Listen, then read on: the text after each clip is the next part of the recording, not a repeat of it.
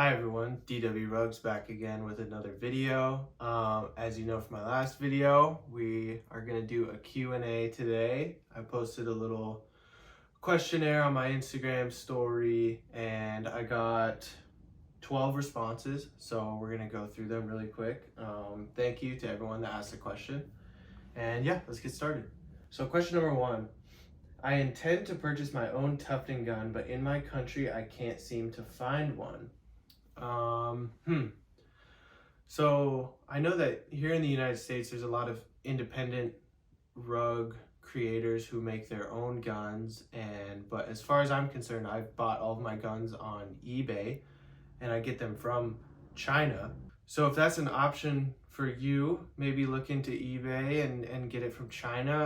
I'm not really sure what your other options may be, but yeah, maybe start there. I wish I could be of more help to that question, but I'm honestly not too sure. Question two, have you ever tried taking your rugs to get the edges professionally sewn up? No, I haven't, but I have seen people do that before. On one of my first rugs, I tried to do it by hand, and I actually did an entire edge, and I ended up just not liking the way it looked. I don't know, just the normal edge more. But yeah, I'm sure that could add a great finishing touch to a rug, so maybe I'll look into it someday.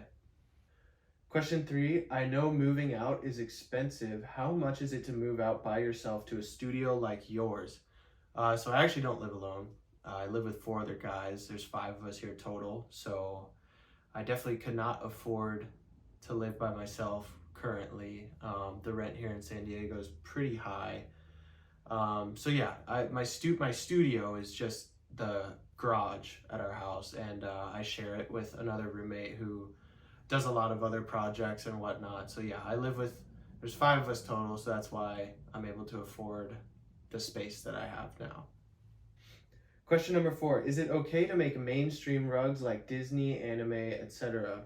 So this is actually a pretty good question. I've been getting a lot of questions lately about how to deal with copyrighted images and stuff like that. And, obviously a lot of the rugs that I've done in the past have been like copyrighted stuff, album covers and stuff like that. And I'm steering away from that. That's why I'm focused a lot more on the car rugs and stuff like that, where people send me their own images and then I transform them into a rug, because I think that as a creator who's starting to gain a little bit of traction and some following, you have to be a lot more careful with stuff like that, because companies can send you cease and desists and stuff like that.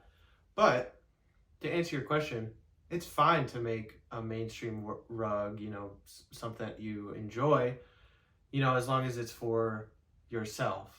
A lot of the ones that I make for these videos, I just keep for myself, or I give them away to people. Like the K-Tronado one, it's a copyrighted image, it's his album cover, but I just keep it for myself. So yeah, just be wary of the process. But yeah, it's perfectly fine to make them, for yourself and enjoy them. Question number 5, when using Adobe, do you always make the rug big, like full size? I think I'm assuming you're referring to when I do like face rugs and stuff like that. If I make the document the whole size. I mean, yeah, if I'm taking an image of someone's face and it's their entire body, then yes, I will shrink it to just their face and crop out the background so that the colors can get situated and stuff like that. I hope that's answering your question. But yeah. Question number 6, how do you find colors that match the yarn, especially for shading or face rugs?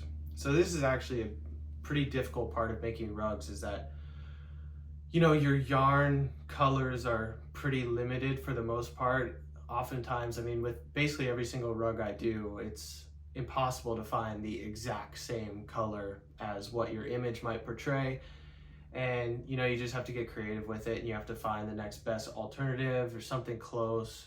But also, at least for me here in California, in the US, there's like 3 main craft stores I go to, and that's Michael's, Joann, and Hobby Lobby.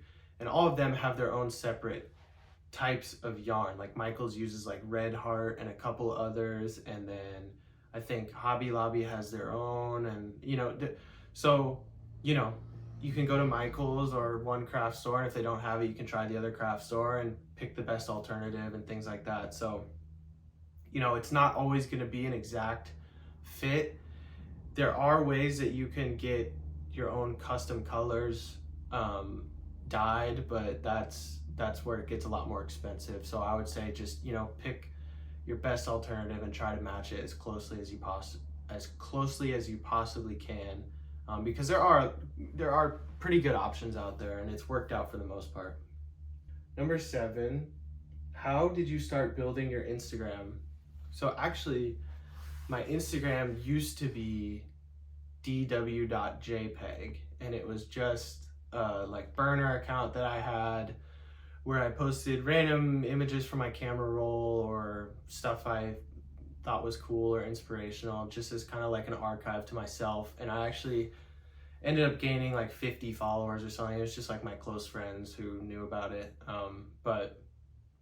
So yeah, luckily I already had like 50 followers. And then when I started making rugs, I didn't want to do a whole separate Instagram. I thought I'll just use the one I already have, switch the handle to dw.rugs, and we can work from there. So luckily I had the 50 or so followers already. And that's actually how I got some of my first few orders once I switched it into the rugs.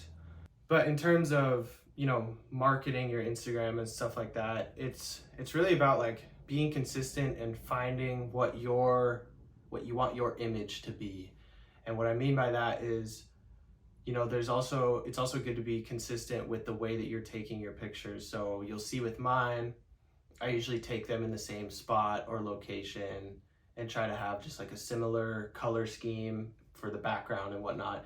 And obviously it's been difficult for me because I've moved from place to place to place. So my main spot where I take photos always ends up changing. But I would say for the most part, just stay consistent in that. Stay consistent with your image and stay consistent with your posting.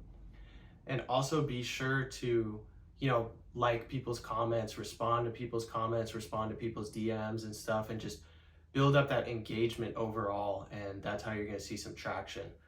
And then also it's good to just cross promote with different platforms, because like obviously on YouTube I'm always promoting my Instagram, and I just started using Twitter and Facebook as well, so I'm going to start building those up to promote the Instagram and the YouTube, and then like vice versa.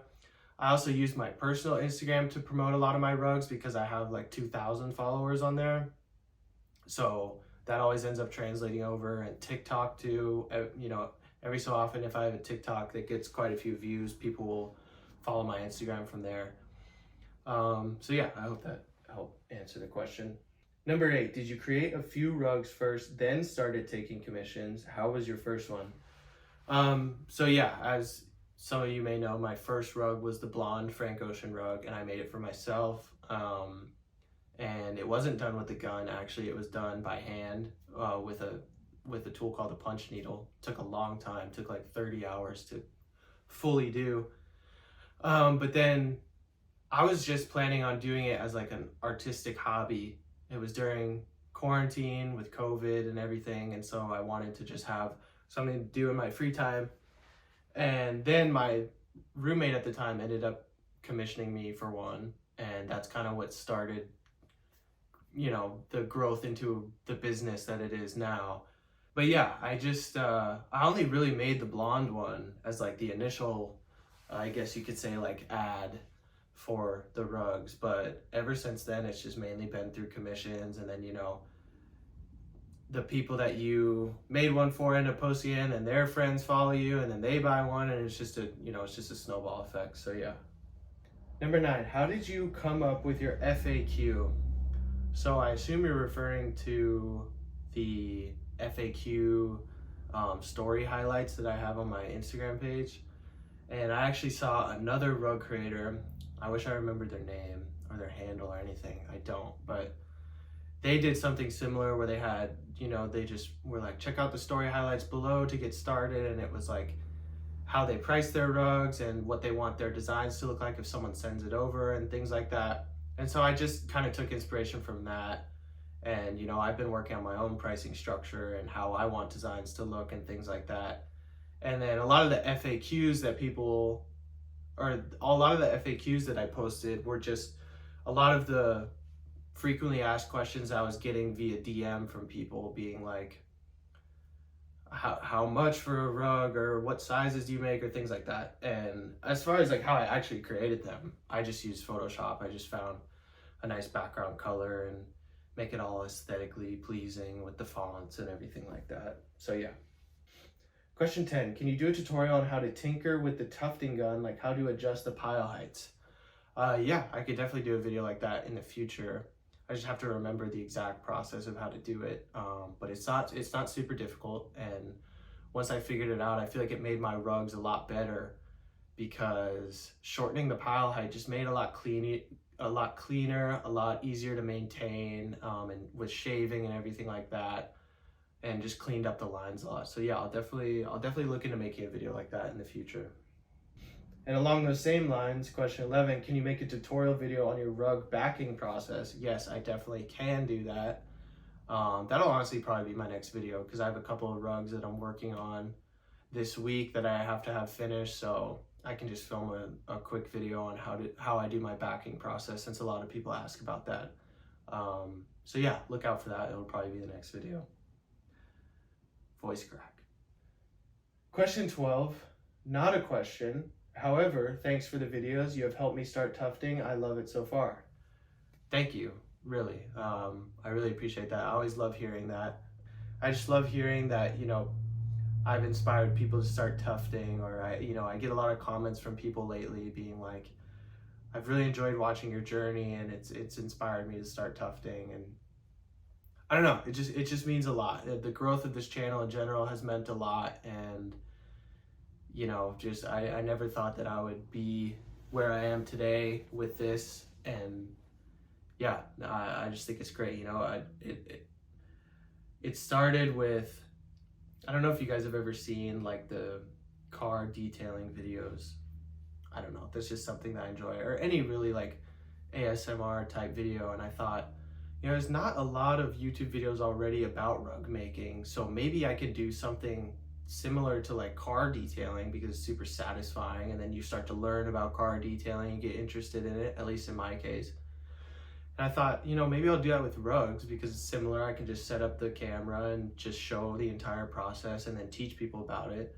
And then, hopefully they'll end up starting their own business or making their own rug or whatever. So that was kind of the inspiration behind it. So it's great to hear that there's people who are starting their rug journey now because of me. I never thought that I would be in a position to influence people like that. But yeah, anyways, slight ramble, but thank you. It really means a lot to hear that. And as always, I appreciate you guys for the support. And look out for the next video. It'll probably be the rug backing process one, because that one would be fairly easy to do, and I think a lot of people would be interested in that. So yeah, thank you everyone. Take care, and I will see you on the next video.